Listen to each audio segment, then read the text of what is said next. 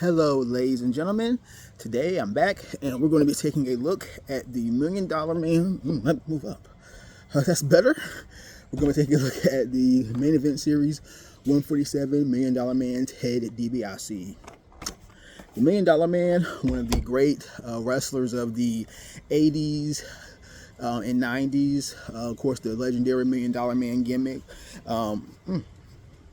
Just came from out in my shed and had some little, make sure nothing else is falling from my head. But $1 Million Man Ted DiBiase, one of the all-time great characters in WWE history. I think I said this several months ago, if not maybe a year ago, about when I did my last $1 Million Man figure review. This would have been of the Legend Series Elite with the green outfit.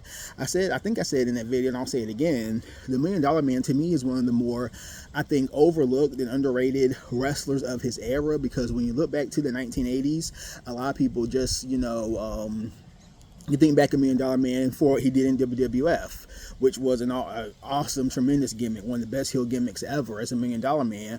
But what a lot of, I would say more, recent current fans, or say modern fans would be the best way to put it, or fans who are even my age, late 30s or a little younger than me, don't realize that $1 Million Man was one of the top wrestlers, period, of the 1980s. And you could really say, I think he started his career in like the late 70s, but in the 1980s, he was considered, right along with guys like Ric Flair, Ricky Steamboat, as one of the best, and Jim Gordy, Terry Gordy, my God, Jim Gordy, Terry Gordy. I'm just thinking of some other guys who are commonly, known as some of the best workers, American in-ring workers in the 1980s, and DiBiase is right on that list. Also, Barry Windham. A lot of people just do not realize how great Ted DiBiase was inside the ring, especially pre-WWE, when he was in the NWA territory, specifically Mid-South Wrestling, where he really that's where he made his name at, in Bill Watts Mid-South territory, before he went to the WWF.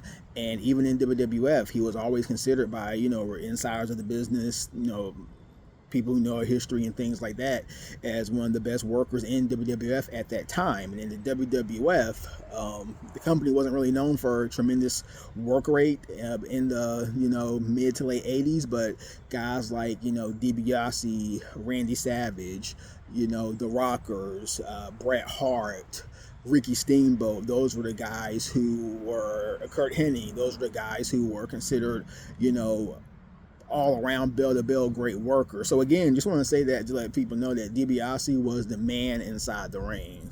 So go back and watch some Ted DiBiase footage when you have a chance, just to really see how great he was in the ring, just with the in-ring work, the psychology, the selling, and just the moves and all the stuff that makes what we call today a great wrestler. So aside from that, I guess we got the history part out of the way. Now let's get to the figure. So main event series Ted DiBiase. Got this a few months ago.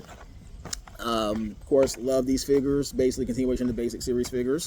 And we see the other series and figures in this series. Seth freaking Rollins, AJ Styles, new to the game, Katana Chance, or new to the line. She's been in WWE for quite a few years, but first figure in this line. And yeah, this is just cool, nice figure. I saw this, and of course, basic Ted DiBiase, I definitely love when they do the basics of, the old school guys. So, yeah, and I do not have a black one. I have, matter of fact, funny story. They had the Legend series of this figure. It was a little different, but it was black. It was basically like the green one that I had, but about maybe almost 2 years ago, they had the black one. I saw it in Target, never got it. And I was like, man, if I see this figure again, I need to get it. And then lo and behold, this figure comes out. And of course, as a main event series figure, it's like $10 cheaper than what an Elite would be. So perfect timing. So this would just go nicely with my, old school collection. And let's take it out of the box. And, yes, feels good in the hands. And we had the black and gold suit looking real dapper, with the dollar signs on the what you call that, on the what do you call that? The breastbone? I don't know. Gosh, what do you call it on the jacket? Whatever. Anyway, I can't think of the right suit terminology, but we see the dollar symbols there in the back. The black bow tie, the gold stripe going down the pants. This was the $1 million man. This was his gear that he would, wear to the ring. Vintage, just vintage 80s WWF. I cannot, and just again, the head scan's real good. It's just he has that condescending look, like he just knows that he's better than you, which was the vibe that he gave off in the ring and in his promos. And again, one of the all-time great promos too. Now, a lot of people when they talk about promos, especially from that era, Dusty Rhodes, Ric Flair, of course, but $1 Million Man, one of the all-time great promos too. This guy could talk, he could get his point across, get you interested in his matches, his programs, and again, just an all-time great guy. People in the business, fellow wrestlers and people in the business know he's an all-time great, definitely, but he's really one of those upper echelon guys. There are great wrestlers, then there are what I say legendary wrestlers, and he is certainly a legend in the wrestling business. I don't throw around the term legend loosely, because I think there are too many wrestlers who call themselves legends who, one, they just weren't that great, but but $1 Million Man, he really was the real deal from all accounts. So again, hope you enjoyed this figure review. I think I went a little longer than what I intended. Oh, not that long, but again, just thank you all for checking me out. Thank you for the feedback to my previous videos. There's a lot going on. Check out the latest CM Punk Orton fig review I have. I'm doing more posting on the community board to keep you updated with various things going on and what's kind of coming up for the channel. And again, just thank you all for your support. I definitely appreciate that.